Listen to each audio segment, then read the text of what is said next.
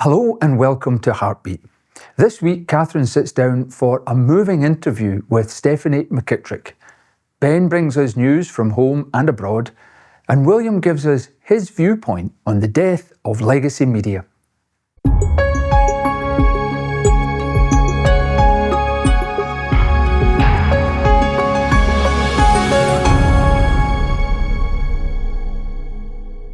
Stephanie McKittrick is an author of the book Finally Free. Stephanie had 11 brain surgeries, 5 neck surgeries, and 7 abdominal surgeries. She joins me now to discuss what it was like to have a high-risk pregnancy and how she coped facing pressure to abort. Thanks, Stephanie, for joining me today. Now, while pregnant with your daughter Layla, you discovered she had CDH, which is congenital diaphragmatic hernia, and you were offered an abortion at the time. What was going through your mind when that happened? Yes. Well, with me, there was two big things that were happening in my life. There was Layla's diagnosis and also my own diagnosis at the time. I had been diagnosed with hydrocephalus, which is extra fluid on the brain, and at that time, I couldn't really walk or talk, was constantly vomiting, and they were saying I needed to have an abortion to save my own life. But also, when they discovered her diagnosis, because she was at the extreme end of the condition, they were basically saying this child only has like a 25 to 30% survival chance. So if you just remove the abdominal mass so that you can have the surgery, and I was not willing to do that. And you were obviously facing then fear for your own life and also Layla's life. How did you navigate that immense inner conflict, and what helped you push forward towards hope? Yeah. No, and it wasn't an easy, thing, I'm going to fight for my baby's life. It was a case of I had a lot of doctors, a lot of nurses that were coming to me on a daily basis that were telling me you're going to die. You need to have the termination of this child. You need to remove this child. And I had met different people throughout my life who had had abortions. And even though I had never had like an emotional invested decision, like response into one of these situations, I always knew that their lives had been forever changed by it. Their mental health wasn't good. They had a lot of ongoing issues, and I didn't want to be like that either. And I knew that I was facing a situation whereby most likely my child was going to die, but I didn't want to be left with a lifetime of what ifs. What if, so I think that is what is really, really important for women, especially who are in my kind of situation. They are only given this response of you need to remove the child, you need to abort the child and save your life. But no one is looking far enough down the path to say, how are we going to ease this mother's grief when that time comes? I know for me, I have photographs, I have blankets, I have little memories of time with her that the abortion would have taken. So yeah, it wasn't easy, but by far it was the best choice for me and for her, without a doubt. Yeah, because she tragically didn't live. She only lived for 25 hours, I understand. And how Yeah. did you process that loss? It's a huge loss. And what brought you through to the other side? Yeah.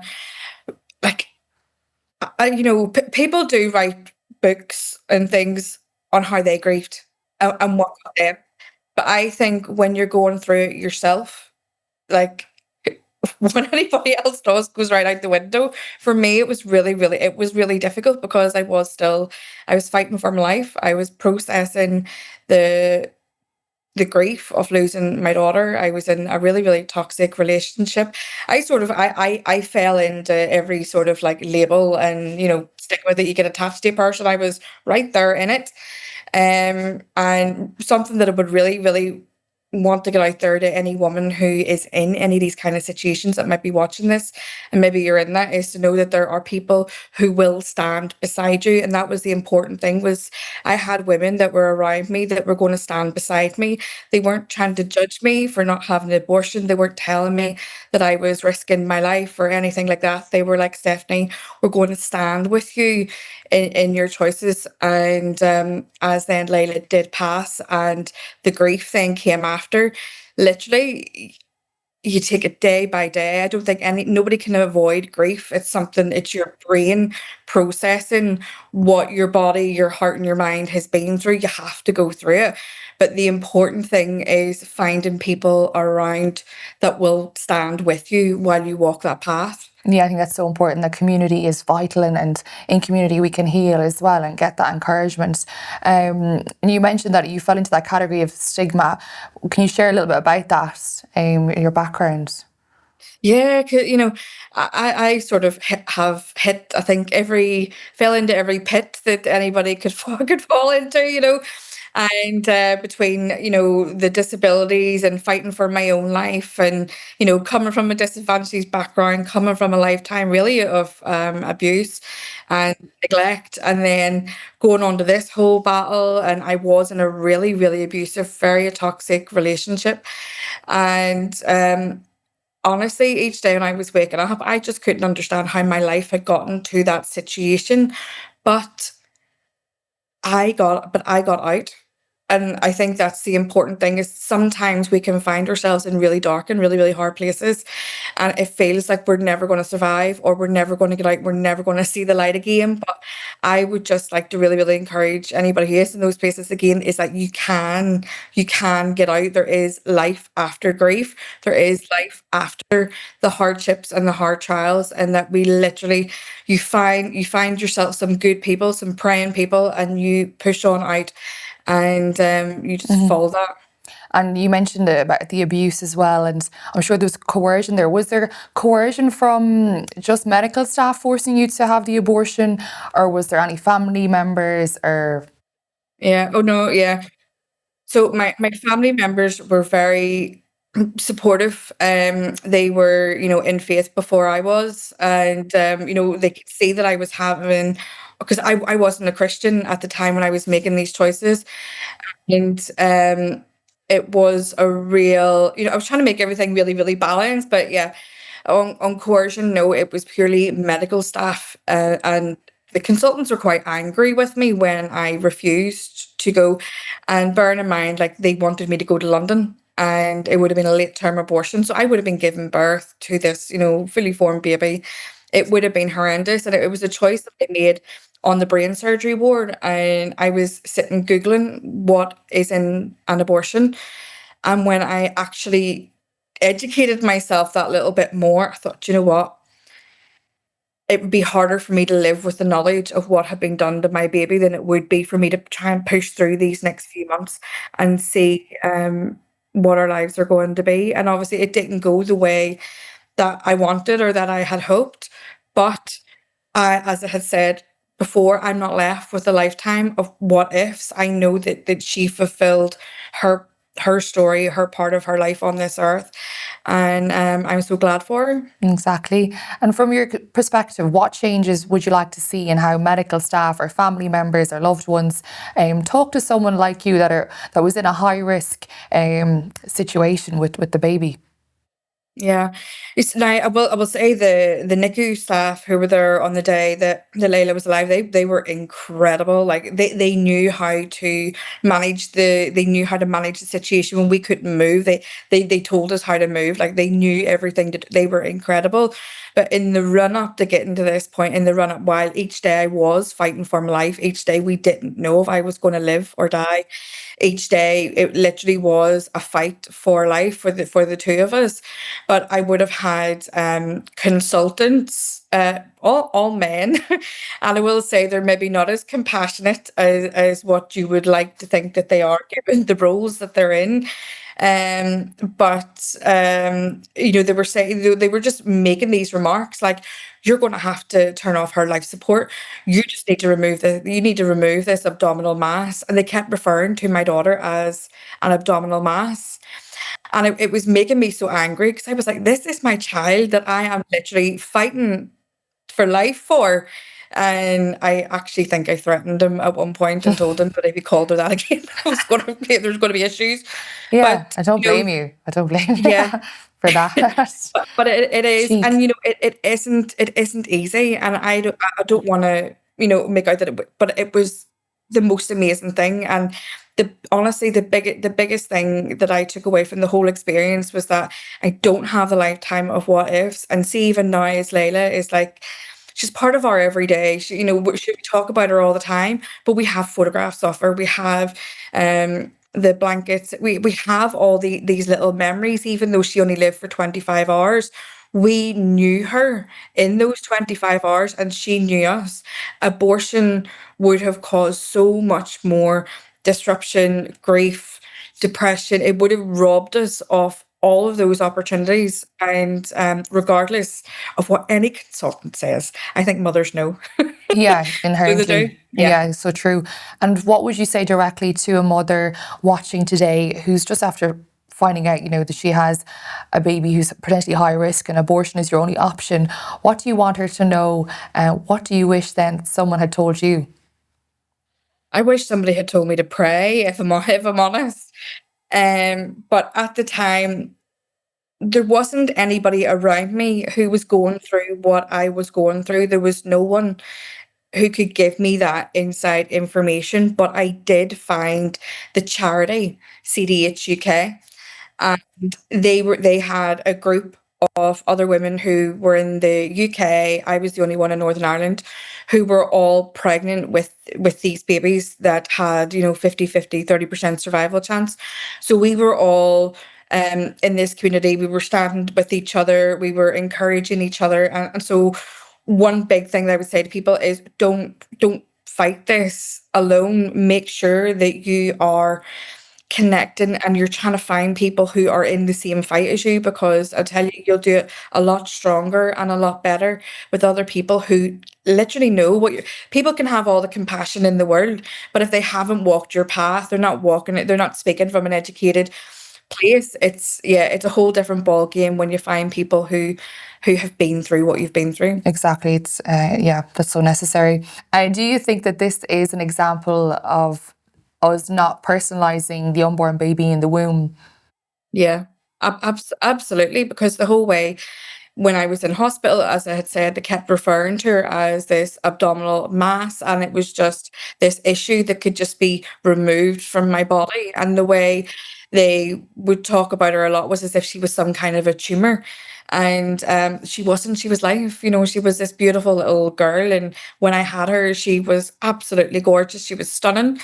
And unfortunately, just not meant for life. But absolutely, I think people dehumanize babies in the womb as a way to try and cope with their grief. But what I think we need is more education around helping people walk through grief. As I said, nobody's going to escape grief. We can't. But if we teach more people how to help people walk that path, and it's all right to have a bad day. It's okay to scream. If you need to scream, go scream somewhere. Do that, take yourself out to a field somewhere and just let it loose. I did it several many times. But yeah, too many people are dehumanizing babies in the womb as a way to negate themselves of either any responsibility or any kind of grief. And yeah. And do you have a place to go and grieve the loss of your baby? Is she buried? How do you process that? Yeah. So obviously, when I've been speaking to other mothers who are going through a similar kind of battle, the big thing that they always say is that I don't think I can cope with burying a child. I don't think I can cope. But even though, yes, so I do have a grave for Layla, and it's lovely. It's decorated. It's a really quiet place that we can go to and just remember her and all of those things. If we had gone for the abortion, then all I would have had would have been ashes. I know some people prefer ashes over actual graves, but for us, having that quiet, beautiful, still place to go to remember her, especially like birthdays and anniversaries, has been amazing, really, to be honest. And I suppose for women who've had an abortion, they don't have anywhere like that to go. No. There's no place that they can find solace, really. Yeah, no, Yeah. and my heart grieves for those women, and a lot of them then who are women who are having abortions. It's almost as if their baby didn't matter, or their baby, it didn't exist, because it has just been removed before, life began. But those women, I think, have been really, it's such a disservice against them, because they deserve a place to go and grieve, even though obviously they haven't followed a path that I would have followed, but they deserve to grieve the loss of their baby as well, and that place of respect. But again, Yeah. abortion doesn't give you that. Yeah, I think the medical professionals have lied to them and told them, Yeah. it's going to be painless, pain-free, and you'll feel grand after it. And really, there's a lot of guilt that's buried underneath that denial for women. No, and I'll tell you, so Layla lived for 25 hours after she had died, and I was, about to start going through all the brain surgeries and things. Your body knows when it's being pregnant, and your body knows when that baby is no longer there. And I think one of the cruelest things is that your body is literally looking for the baby that it had been carrying, that it had been nurturing, and there's like this deep longing that comes. And for me, it was really quite horrific. But again, the comforting things that I had during those times was that I had people that were around me, but I also had my photographs. I had the blankets. There was no room for what ifs in our stories. I knew. So these things, they really, really matter. They really matter when you're going to go through these processes, and you might not be able to change if your child is going to live or die, but by finding that out, you can just remove a lot of heartache and what ifs off your life. And I'm telling you, the difference would be incredible. Wow, that is incredible, actually. Yeah. Thank you so much, Stephanie, for sharing your story. It was incredible, and it's going to change a lot of lives and destinies. So thank you so much again for coming on the show. Thank you. Not a problem. Thank you very much.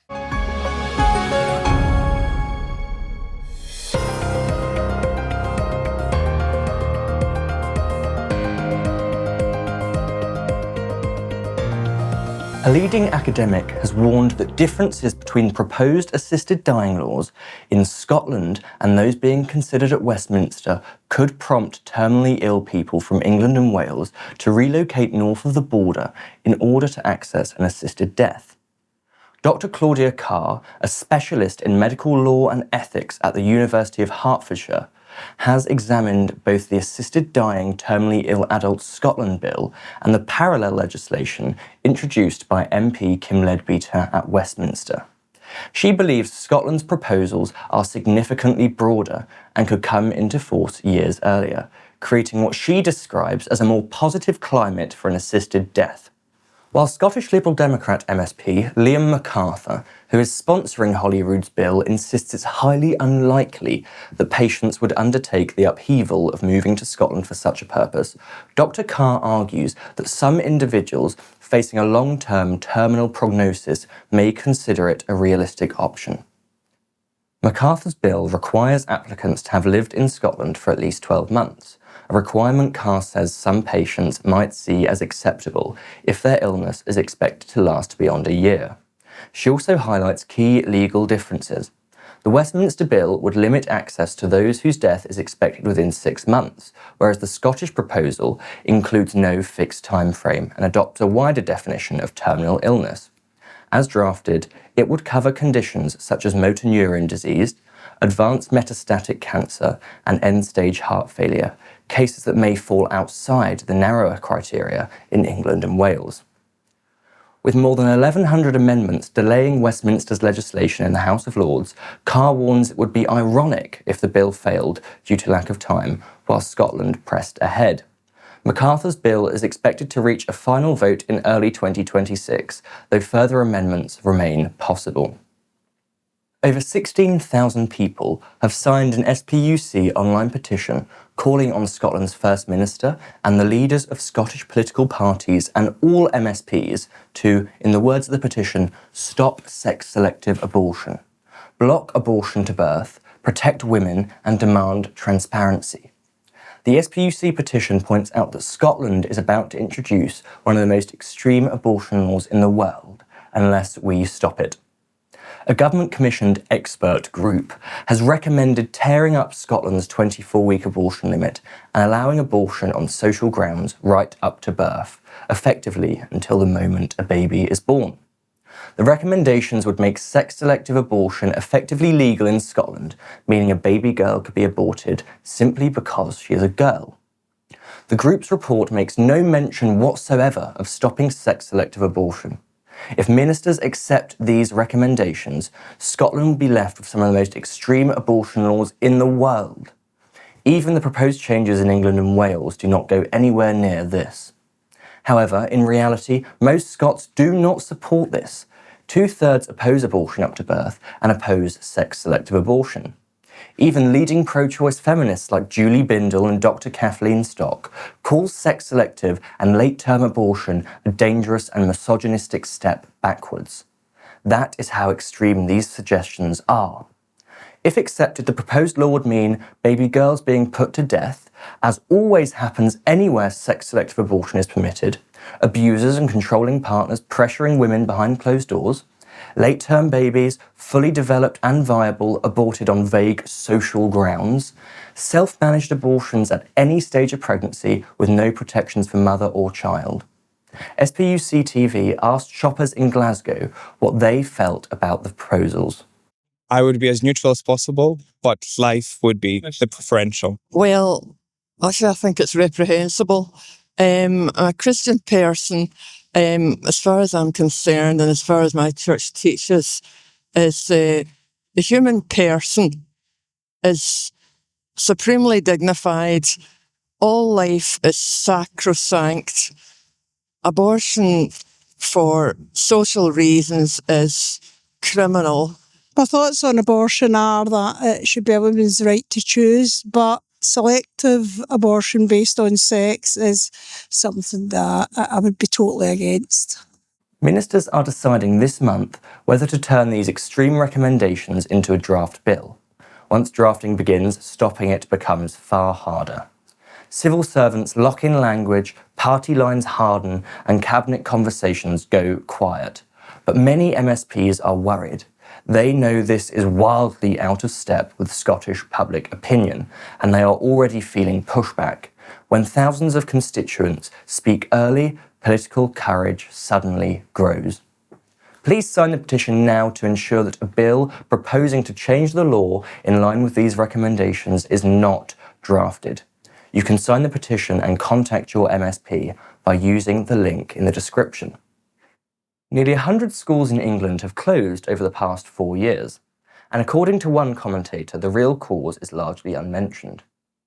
In an opinion piece for Premier Christianity, writer Christian Hacking argues that while the cost of living, shifting demographics and declines in birth rate are frequently cited, the issue of abortion and its impact on future pupil numbers is rarely acknowledged.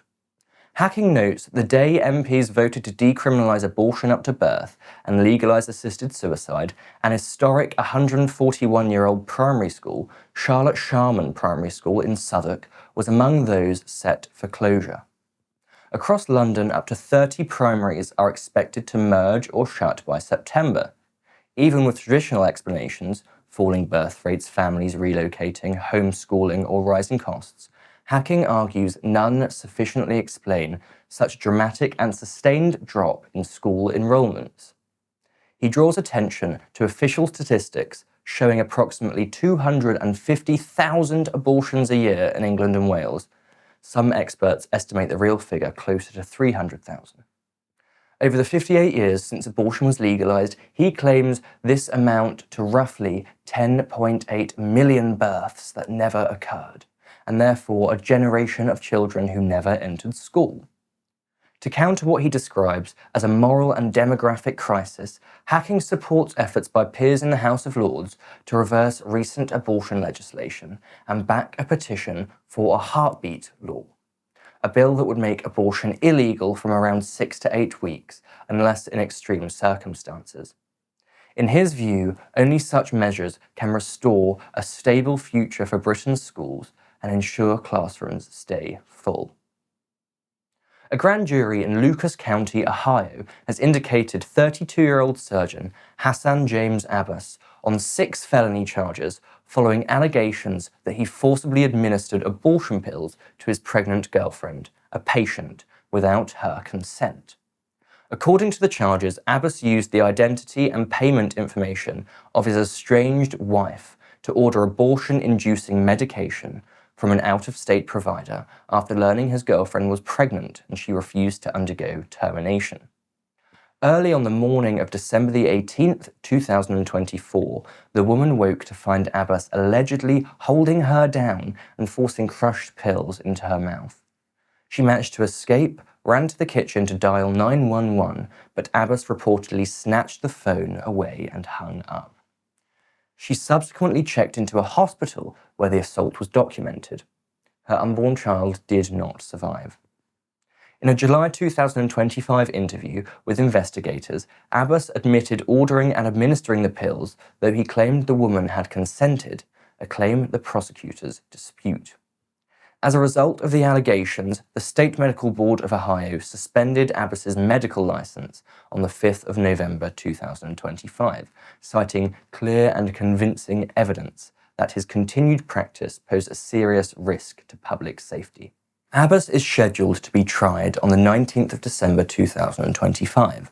The 6 counts against him include abduction, tampering with evidence, unlawful distribution of an abortion-inducing drug, identity fraud, and other drug and public safety-related offences. The case raises serious questions over medical ethics, consent, and oversight, particularly concerning access to chemical abortion drugs via mail and protections for patients in vulnerable situations.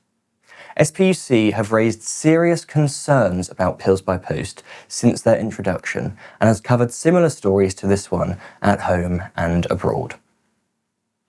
Pop superstar Gwen Stefani is drawing criticism from pro-abortion advocates and praise from pro-life supporters after publicly endorsing Hallow, a Catholic prayer and meditation app whose leadership has explicitly affirmed an anti-abortion stance.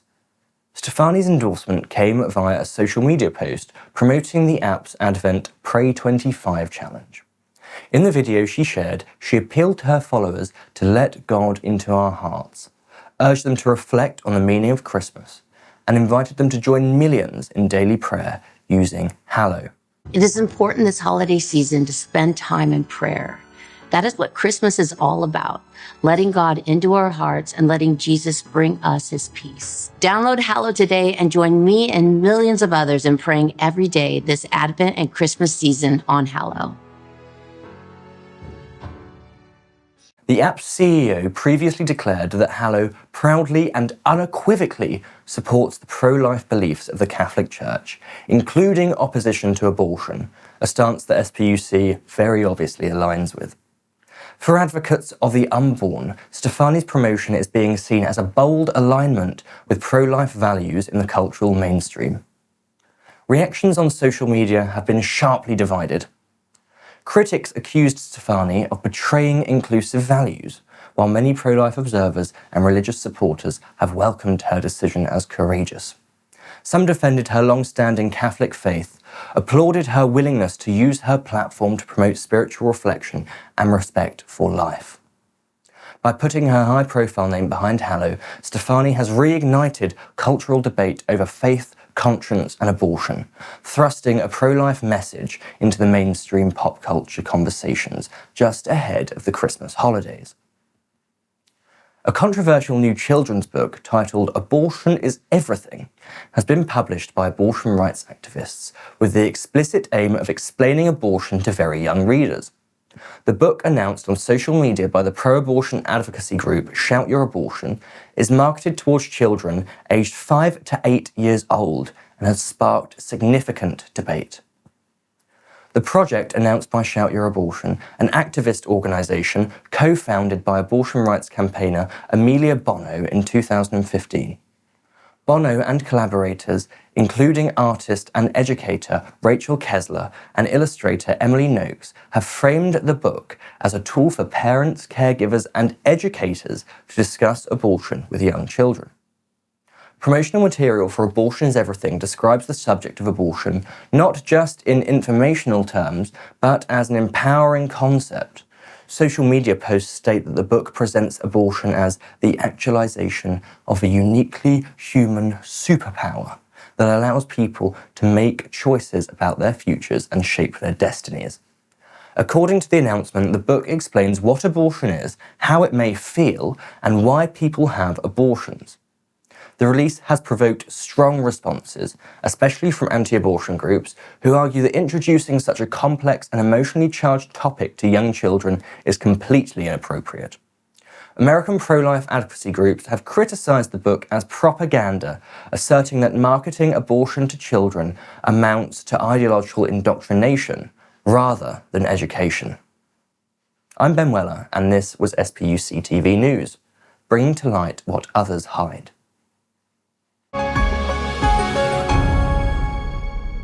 Legacy media, the mainstream media, old media, establishment media, whatever you call it, I think there is reason to believe that it is in its death throes. Conversely, we're now seeing the rapid ascent of new media. Now, as something of a self-proclaimed reactionary, ordinarily I would see such change as potentially bad news. But that's most certainly not the case here.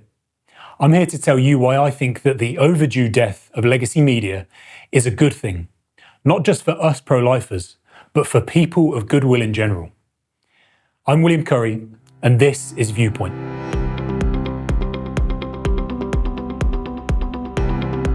For those of us in the UK, the BBC's prolonged fall from grace has been quite something to witness.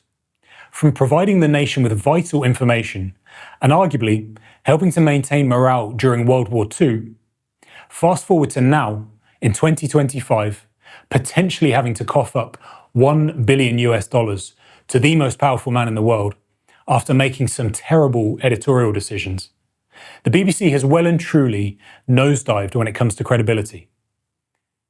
When the BBC, in November of 2025, essentially admitted to making misleading edits to a Trump speech, which featured on both Newsnight and Panorama.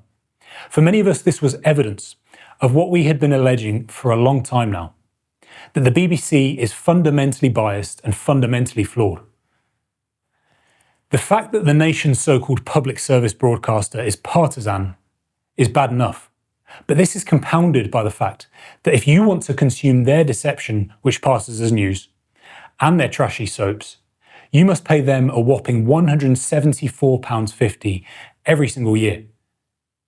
It's no wonder then that licence fee evasion this year hit a record high, with 1 in 8 UK households, including mine, dodging the fee. So what does this fee dodging mean for the BBC? Well, I'll try to say this next bit without smiling too much, but it means that they are now losing £1 billion a year from households either evading the fee or deciding that they don't need one. And it's not just in the UK where people are waving goodbye to legacy media. We're seeing big changes in the US too. Shortly before Trump's re-election in November 2024, CNN reported that an anonymous TV executive had said the following: "If half the country has decided that Trump is qualified to be president, that means they're not reading any of this media.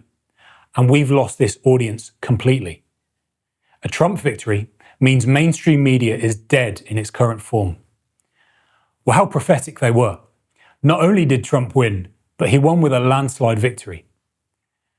And legacy media also faces stiff competition when it comes to print media. Gone are the days when consumers of news heard the latest solely from established writers. With digital platforms like Substack, which allows for free blogging and article creation, people are now also getting their news and opinion from whomever they choose to. This allows for literally anyone to consider themselves a journalist. So whilst legacy media is falling, new media, as it's called, is rising. Shortly after Trump's re-election in November of 2024, Elon Musk, who has purchased Twitter just 2 years prior, posted 5 simple words. You are the media now. This post garnered over 107 million views, proving Musk right in the clearest way possible. Joe Rogan, host of the most successful podcast in the world, is widely considered as the poster boy of new media. And you can see why. In October 2024, as the US presidential election was drawing closer, Trump chose to appear on Joe Rogan's podcast. That episode now sits on 60 million views on YouTube.